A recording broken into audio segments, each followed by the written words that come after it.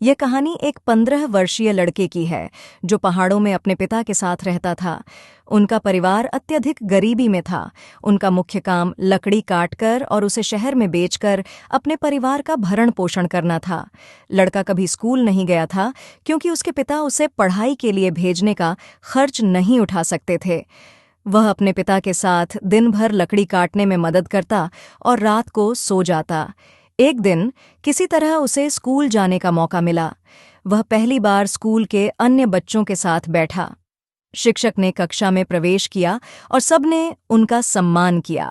फिर शिक्षक ने सभी से उनके लक्ष्य एम्बिशन के बारे में पूछा। लड़के ने पहले कभी यह शब्द नहीं सुना था। उसने केवल अपने पिता से सुना था कि स्कूल में कुछ नया सीखने को मिलेगा।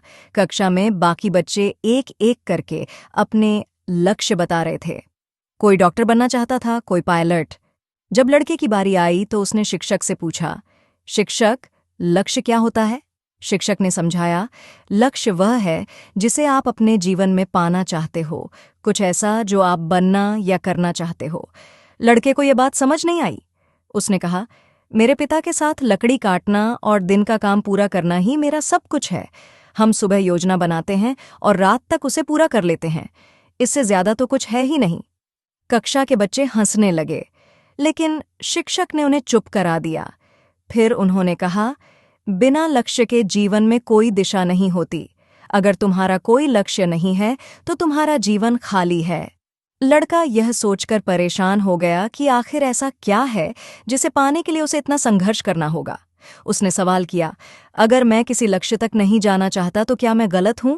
क्या हर किसी को किसी दिशा में चलना ही चाहिए?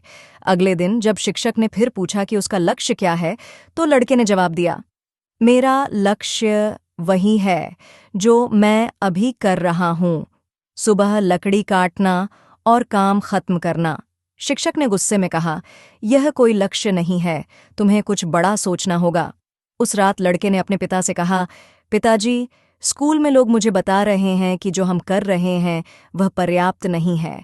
वे कहते हैं कि मुझे कुछ ऐसा करना चाहिए जो अभी नहीं कर रहा हूं, लेकिन क्या हम जो कर रहे हैं वही काफी नहीं है? पिता ने मुस्कुराते हुए कहा, संतोष और खुशी वहीं मिलती है जहां हम उन्हें महसूस करना चाहते हैं। हमें जिंदगी को अपनी गति से जीना चाहिए। अगर तुम्हें अभी खुशी मिल रही है तो तुम्हें और कुछ साबित करने की जरूरत नहीं।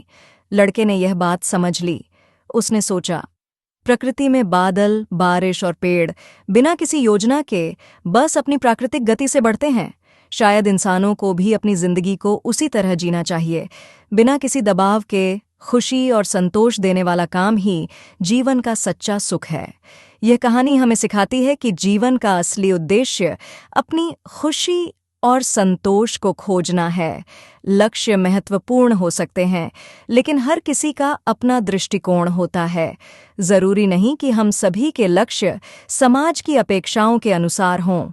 जीवन को उसकी सरलता और सहजता में अपनाना भी एक कला है।